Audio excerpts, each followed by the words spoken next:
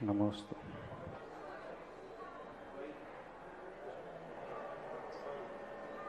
जिज्ञासा समाधान इस कार्यक्रम में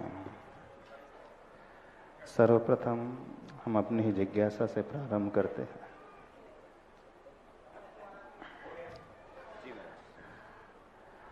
वर्तमान में एक बहुत बड़ी विसंगति समाज में देखने में आ रही है। अच्छी समाज के जो बच्चियां हैं वो भाग करके अन्य धर्म में जाकर के विवाह कर लेते हैं। समझाने पर भी जब उन्हें समझाया जाता है, माता पिता समझाते हैं, वो भिन्न भिन्न प्रकार के तर्क रखते हैं। हम बहुत पढ़े लिखे हैं, अपने पैरों पर खड़े हुए हैं, जिन्हें हम वर्षों से जानते हैं, जिनके स्वभाव से हम परिचित हैं, वो बहुत ही मिलनसार हैं, एक दूसरे के व्यवहार को समझते हैं। अनजाने व्यक्ति से बंधने की बजाय जाने पहचाने व्यक्ति से बंधने में ज़्यादा समझदारी है, यह तर्क दिया जाता है। दूसरा तर्क दिया जाता है, ये भेदभाव क्यों किया जाता है? खून सबका एक ही रंग का होता है, भेदभाव कभी धर्म करना सिखलाता नहीं है। धर्म तो एकता का परिचय देने वाला होता है, एक दूसरे को साथ में लेकर के चलने वाला होता है। क्यों संकीर्ण विचारधारा में बंध करके रहा जाए? क्यों ना इस पढ़े लिखे युग में, जब समझदारी सबके भीतर पैदा हो ही गई है और सभी लोग आर्थिक रूप से अपने पैरों पे खड़े हो चुके हैं, तो जो निर्णय आज की बच्चियां अथवा बच्चे लेते हैं वो कहाँ तक उचित है और कैसे उन्हें समझाया जाए ताकि आने वाले भविष्य को सुरक्षित किया जा सके। अभी 2 दिन से हम इसी पर प्रवचन, 3 क्या शुरू से यह प्रवचन यही चल रहे हैं। स्वेच्छा, स्वेच्छा से किया हुआ कार्य उन्मत्त का होता है, चाहे वो सत हो अथवा असत हो। पूज्यवर उमा स्वामी महाराज ने इसी को अंकुश लगाने तो कहा है, सत सतुर विशेषात यद रक्षु लक्ष्य रुन्वत। इच्छा के अनुसार किया जा रहा है, स्वयं की इच्छाओं को ध्यान में रख के किया जा रहा है। ये तुम्हारी उन्मत्तता का प्रतीक है।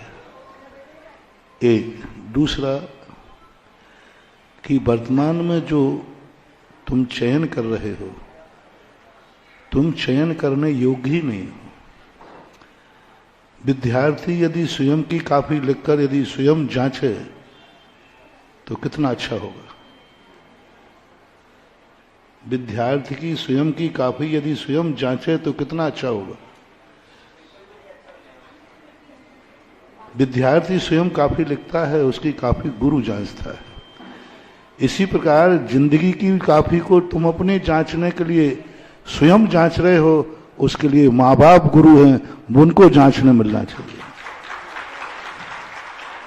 स्वयं की काफी स्वयं जांच रहे हो, स्वयं जिंदगी का निर्णय स्वयं ले रहे हो, स्वयं की मार्कशीट स्वयं बना रहे हो, स्वयं नंबर अपने आप दे रहे हो, तो अंधेर नंगरी चौपट राजा, ठके शेर भाजी और ठके शेर खाजा चलता रहे, कभी नहीं होगा।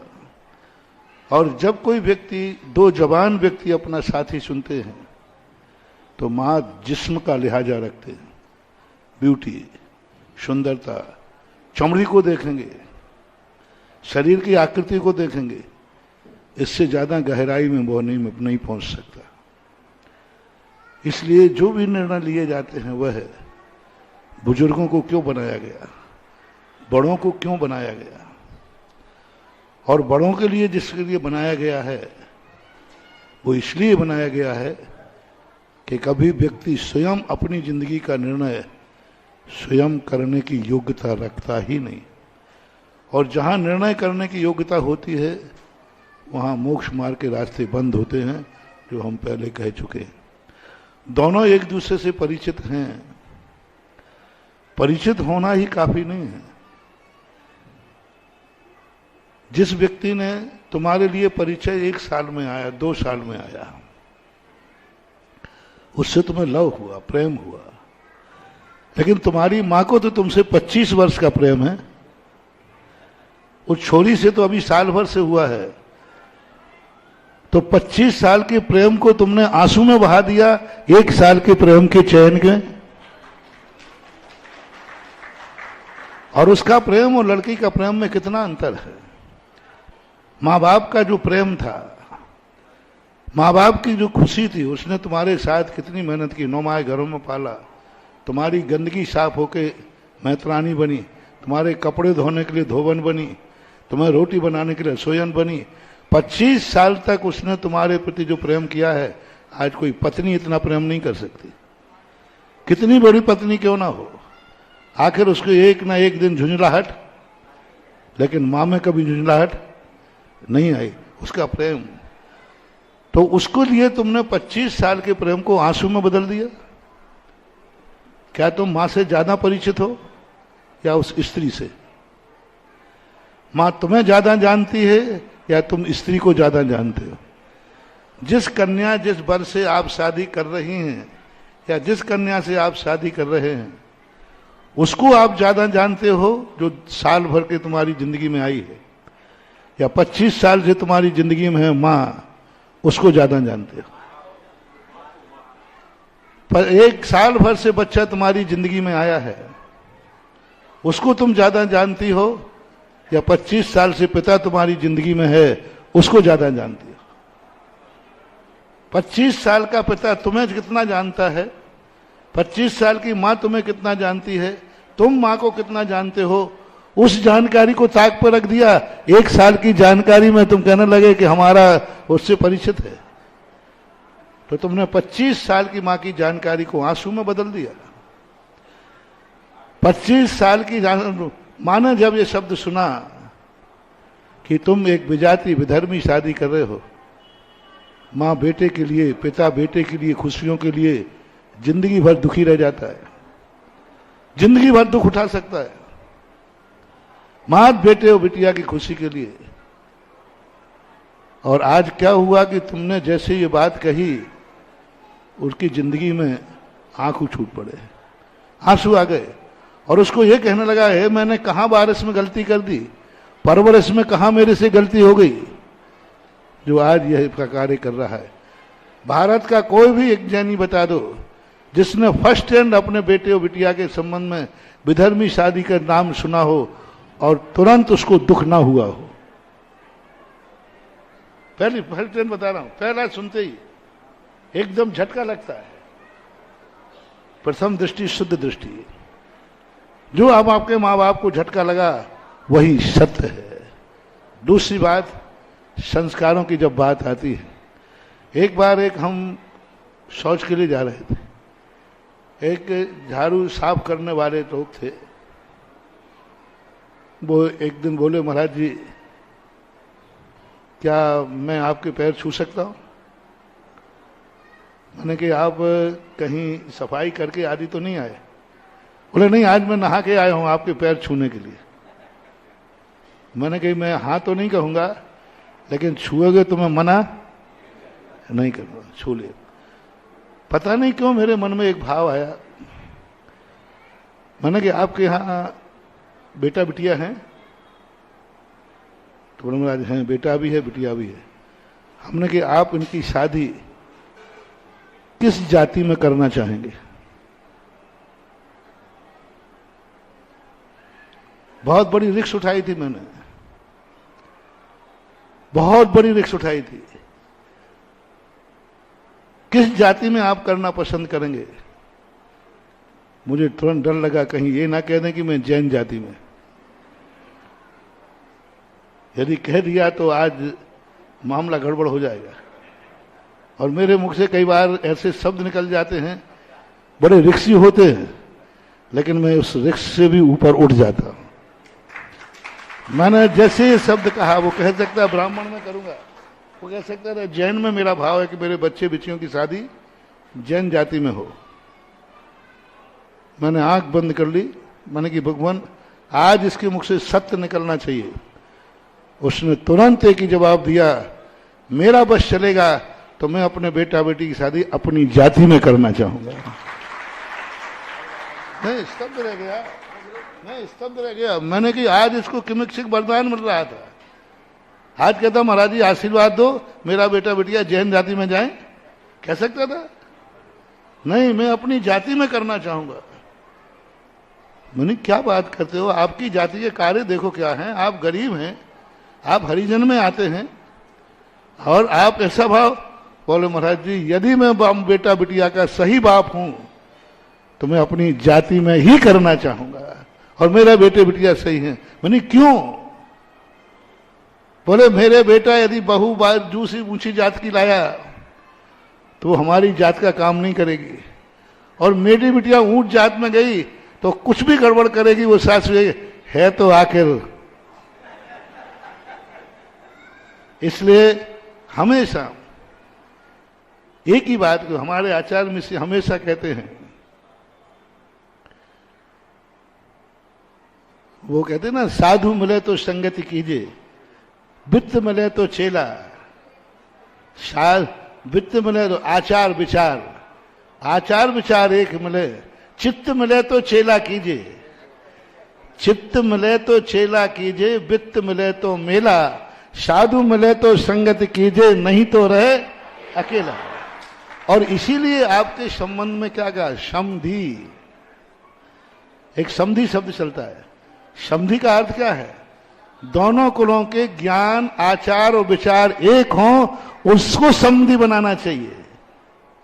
तीसरी बात, जब उन्होंने ये कही, हर जाति का व्यक्ति, संसार का कोई भी जाति का माँ बाप है, फर्स्ट एंड फर्स्ट अपने बेटा बिटिया को अपनी जाति का व्यक्ति चुनने का प्रयास भाव करता है।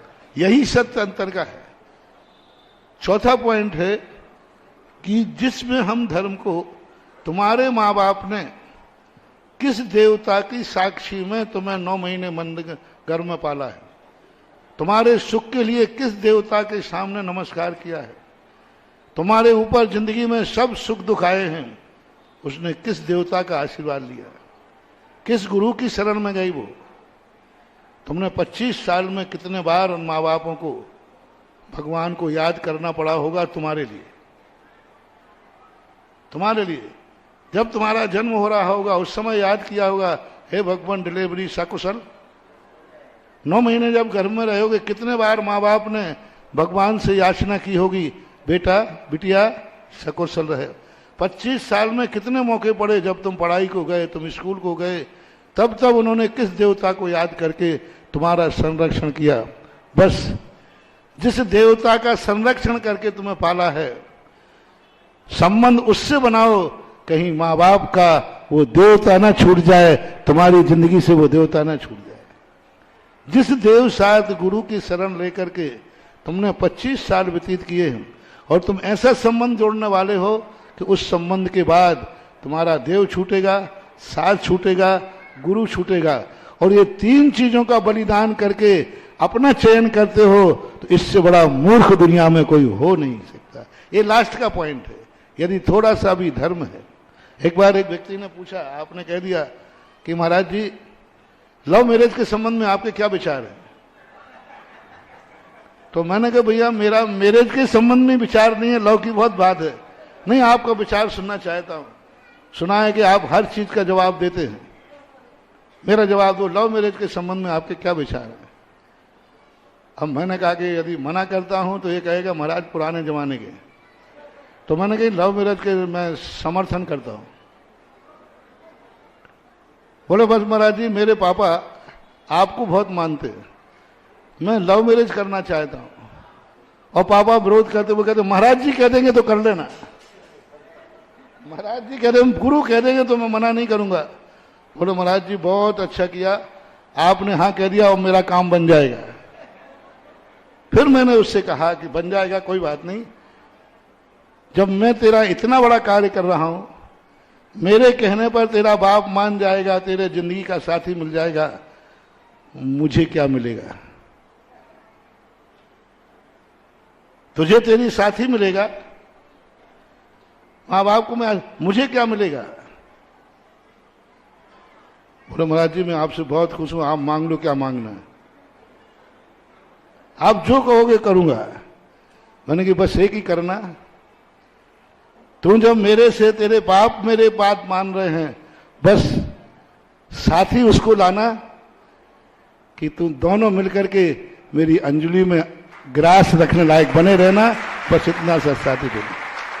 करो लव मैरिज, कम से कम इतना तो ध्यान रखो कि हम दोनों मिलकर गुरु की अंजलि में हार देंगे, हम दोनों मिलकर कभी इंद्राणी बन जाएंगे, और कभी अंत में भाव हुआ तो हमको भी दीक्षा लेकर आत्मा का कल्याण। इतना तो लव होना चाहिए। लव में इतने अंधे मत हो जाओ कि गुरु छूट जाए, गुरु का संस्कार छूट जाए। कर्म ने तुम्हें किस कुल में पैदा हुआ है? यदि तुम अन्य कुल में, 5वां पॉइंट, 20 सेकंड, 5वां पॉइंट कर्म सिद्धांत का, कर्म ने अंत में तुम्हें किस कुल में पैदा किया है? यदि कर्म ने तुम्हें मुसलमान कुल में पैदा करना था तो वहां करता, ईसाई में करना था ईसाई में करता, XYZ। तुम्हें कर्म ने जैन कुल में पैदा किया है, और कर्म ने जब जैन कुल में पैदा किया है तो कर्म ने यह बांध दिया है तुम्हारी जिंदगी जैन कुल में चलेगी, तुम्हारी सारी जिंदगी जैन के अनुसार होगी। और तुमने उस कर्म सिद्धांत को पलट करके यदि कर्म को पसंद होता तो आपको जैन नहीं बनाता, उसी जाति का बनाता। इसलिए कर्म सिद्धांत के अनुसार आपको जैन मिला है तो आपकी जिंदगी जैनत्व के साथ व्यतीत करना चाहिए, अन्यथा कर्म तुम्हें ऐसी दशा में डाल देगा कि जन्म जन्म तुम जैन तो क्या, जय जैनेन्द्र शब्द सुनने को तरस जाओगे। क्योंकि कर्म सिद्धांत अपने आप में एक सिद्धांत है, कुलाचार का सिद्धांत है। इसलिए आज की जो आधुनिक परंपरा है और जो परिषद वाली बात चलती है, 90% लव मैरिज तकरार में बदलती है। ये जो पिक्चरों में दिखाते हैं, पेपरों में दिखाते हैं, वो सब 10% है, सब कुछ नहीं। 90% जो लव मैरिजें हैं अंत में कहीं ना कहीं तकरार में, क्योंकि वो दो दोस्तों से शुरू होती हैं, और दोस्तों में मर्यादा नहीं होती, तू तड़ाक होता है, तू ऐसा है, तू ऐसा है, तू ऐसी है। और पति पत्नी में ऐसा होता है कि जिंदगी भर वो नाम भी नहीं लेती है, आप कहती है। जितने भी मैरिज लव मैरिज होती है मित्रों में होती है, मित्रता से शुरू होती है, दोनों लाइफ मित्र थे और बाद में लाइफ पार्टनर बन गए। और मित्रता जब संबंध में बदलेगी तो संबंध में तकरार आएगी, क्योंकि संबंध मित्रता की अनुसार नहीं चलता, संबंध में छोटा बड़ा होता है। संबंध में एक छोटा और बड़ा होता है, एक के अधिकार कर्तव्यों में अंतर होता है संबंधों में, लेकिन मित्रता में दोनों के बराबर संबंध होते हैं। और जब दोनों के बराबर संबंध होंगे तो टकराहट स्वयं ही होगी। और दोनों नौकरी पेशा वाले हैं तो शाम को आके दोनों कहेंगे हम भी कमाते हैं, और अंत में जाकर के दोनों के बीच में जो तीसरा होगा वो तो किसी ना माँ बाप का रहेगा, वो तो नौकर के हाथ का खाएगा, और अंत में जाकर के वो तुम्हारे लिए भी कोई काम आने वाले नहीं। जितने दो सर्विस करने वालों के बच्चे कभी माँ बाप के काम नहीं आते, क्योंकि माँ बाप उनके काम नहीं आए, क्योंकि दोनों नौकरी पे थे, बच्चों को कोई प्यार मिला ही नहीं। तो इतने सारी हानियां हैं लव मैरिज से, बहुत ज्यादा। फिर भी लव मैरिज में इतना विवेक होना चाहिए, कुल बराबरी का हो, जाति बराबरी का हो, और दोनों कुलों के देव शास्त्र गुरु एक हो, कि कभी दोनों मिलकर के कोई बात कहेंगे तो दोनों का गुरु एक है, दोनों का मंत्र एक है। जिसे तुम्हारे माँ बाप ने जन्म के समय, जन्म के पहले पढ़ करके तुम्हें 25 साल बड़ा किया है। ये कुछ टिप्स आए हैं, बाकी और भी हम इस संबंध में कहीं प्रवचन थोड़ी दे रहा हूँ, जिज्ञासा समाधान है। यही तर्क दिया जाता है कि पुराण ग्रंथों में आता है कि वो आपके धर्म का हो जाता है, वो सामने वाला वचन देता है मैं आपके धर्म को स्वीकार हो तो जाए पहले, होता नहीं है ना, होता नहीं है। 90% वो होता नहीं है, वो उसी में हो जाता है, उसी में खो जाता है, कोई परिवर्तन नहीं करते। ये भी कराना हमारे पास है। एक बार दोनों पति पत्नियों ने हो रहा था, बोले महाराज जैन धर्म बहुत अच्छा है। एक बच्ची थी, जैन धर्म बहुत अच्छा है महाराज, मैं जैन बनना चाहती हूँ, इसलिए मैं जैन में शादी कर रही हूँ। जैन मंदिर बहुत अच्छे लग रहे महाराज, अच्छे लगते, क्रियाएं चली। मैंने कहा अच्छा, हाँ महाराज जी, बस आपकी सहमति चाहिए है तो बस कार्य हो जाएगा। क्योंकि जिससे हम शादी कर रहे हो उसके पिताजी आपके बहुत परम भक्त हैं और हमें जैन धर्म, हम जैन बनना चाहते हैं, इसलिए हम जैन में शादी कर रहे हैं। मैं समझ गया कि ये आज के छोरे बहुत खतरनाक होते हैं। मैंने कि तुम मुझे ही बुद्धि बना रहे। मैंने कि बेटा ये बताओ, ये तो बहुत अच्छा भाव है, बहुत अच्छा भाव है, यदि ये शादी नहीं हुई तो फिर भी जैन धर्म अच्छा लगेगा? फिर भी जैन धर्म को स्वीकार करोगे? तो बोल महाराज क्यों करूंगी? तो मैंने कहा ये जैन धर्म लैला मजनू का नहीं है, जैन धर्म आत्मा की पर्याय है। नहीं हुआ तो जैन धर्म स्वीकार करूंगी, जैन धर्म में स्वीकार करूं क्योंकि अच्छा लगता है। संबंध होवे या ना होवे, पहले जैन बनो फिर जैन से शादी करो, तो फिर ये जैन का परिवर्तन कहलाएगा। शादी करने के लिए जैन मत बनो, जैन बन करके जैन से शादी करो। पहले कोई संबंध नहीं, कुछ नहीं, पहले जैन बनो कि मैं जैन धर्म को स्वीकार करता हूं, करती हूं, और फिर आपका जैन में संबंध होता है तो ठीक है। मां शादी करने के लिए जैन बनना ये लैला मजनुओं का धर्म मत समझो, और समझते हो तो एक दिन ये धर्म ही खत्म हो जाएगा। जितने लोग हुए सब कन्वर्ट होकर के चले गए। यही तर्क दिया जाता है, इसको थोड़ा सा और कर लें तर्क, कि माता पिता की आयु बची कितनी है, बच्चों की आयु जीवन लंबा है, तो हमें हमारी अनुसार सब माँ बाप की आयु एक दिन की भी हो तो वो दीपक हैं जो जिंदगी भर के अंधेरे को मिटा करके जाते हैं।